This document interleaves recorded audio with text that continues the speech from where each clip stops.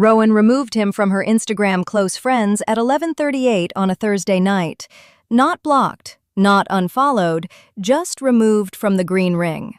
That part matters because Theo had been silent for 3 weeks, but he had not been gone. Every time Rowan posted a close friend's story, he was there. First viewer sometimes, third viewer most nights, always quiet. No reply, no heart, no "hope you're good," just his name sitting in the viewer list like he had paid rent there. They had met on Hinge in February. 3 dates turned into sleepovers. Sleepovers turned into shared playlists, toothbrush jokes, and that dangerous stage where nobody has said relationship yet, but everybody is acting like one is forming. Then Theo asked for space. He said he did not want to rush anything. He said timing was weird. He said Rowan had done nothing wrong, which somehow made it worse. After that, he stopped texting, but on Instagram he kept appearing. For a while, Rowan told herself it meant something. Maybe he missed her. Maybe he was checking whether she was out with someone else. Maybe he was waiting for the right time to say he had panicked. Then 3 weeks passed, and the only thing he had given her was a view count.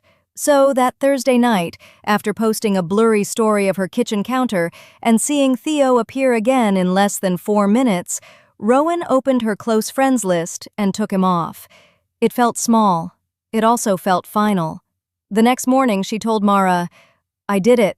He can't see the green ring stuff anymore." Mara said, "Good. Now do not replace it with another kind of checking." Rowan promised she would not.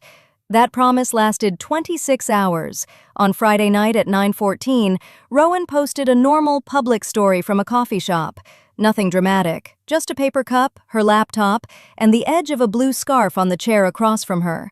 It was not a soft launch exactly, but it was not nothing either. Theo did not view the story, at least not from his main account, and that should have been the end of it. But at 9:27, Rowan saw her profile activity jump. One jump means almost nothing.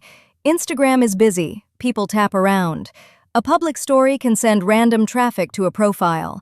She knew that. Still, the timing bothered her, because Theo used to watch late, always after work, always in that loose window between 9:15 and 10, when he would tell her he was finally home and too tired to think. Rowan took a screenshot, hated herself a little for taking it, and sent it to Mara. Mara replied, "One time is not a pattern." She was right, so Rowan tried to leave it alone. The next day, she did something she had been avoiding. She unpinned an old carousel from her grid. It was from March, the weekend Theo had taken her to a tiny ramen place and kept stealing her fries afterward from the bar next door.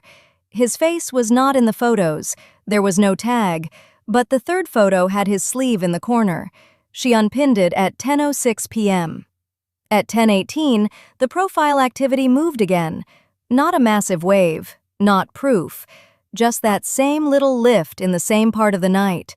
Rowan stared at the number longer than she wanted to admit. This was the annoying part about almost relationships. If someone hurts you cleanly, you can grieve cleanly. But if they leave a door cracked open, your brain keeps listening for footsteps. By Sunday, she was embarrassed by how much energy this had taken from her. She did not want a spy movie. She did not want to catch him. She wanted to know whether she was inventing a pattern because she missed him. That is when Mara told her to stop looking at each signal by itself. "You're treating every little thing like a confession," Mara said. "It's not. Put the times next to each other. What happens after you change something public?" So Rowan did that. She opened Synapse AI because she did not need a fantasy answer. She needed the timeline cleaned up. The useful part was not a magic name or a guarantee. It was seeing whether profile visits gathered after certain actions, the public coffee story, the grid pin change, the moment she closed close friends access. And once the times were lined up, the story looked different. Before Thursday, Theo had an easy private window. Green ring stories. No effort, no risk. He could watch and stay silent. After Thursday night, that window closed. Then the public profile timing started getting louder. Friday, 10 minutes after the coffee shop story. Saturday, 12 minutes after she unpinned the March carousel. Sunday, 7 minutes after she changed her profile photo back to an older one where the blue scarf was not visible anymore. Again, none of that proved Theo was the person. It did not prove he missed her. It did not prove he wanted to come back. But it did prove something about Rowan. She was not reacting to one random view. She was reacting to a repeated timing pattern that appeared right after she changed the boundary. That distinction mattered, because once she saw it that way, the question changed.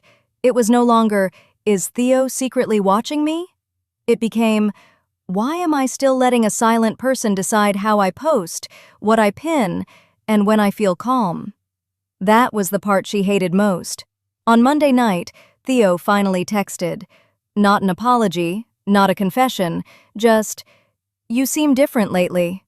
Rowan laughed when she saw it, but not because it was funny, because after 3 weeks of silence, after all those quiet views, after the green ring and the late-night timing and the tiny public changes, this was the best he could do.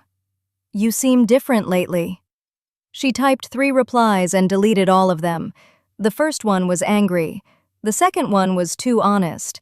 The third one was pretending not to care, which was still caring. Then she wrote the only sentence that made her feel steady. "I am different.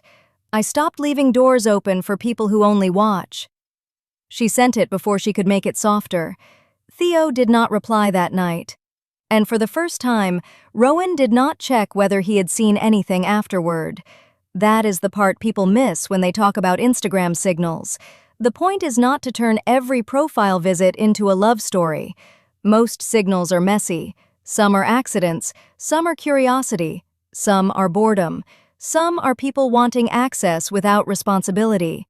A pattern can tell you that attention is there. It cannot tell you that care is there. Rowan did not get the dramatic ending where Theo admitted he had been checking her profile every night. She did not need it by then. The useful answer was smaller and better. When she removed him from private access, the timing changed. When she made public changes, the profile activity clustered. When he finally texted, he still offered no clarity. That was enough information to stop performing for the possibility of him, so she left him off close friends. She posted less strategically. She stopped hiding the blue scarf. And the next time her profile visits moved after midnight, she did not treat it like a message. She treated it like weather. Something she could notice without walking into.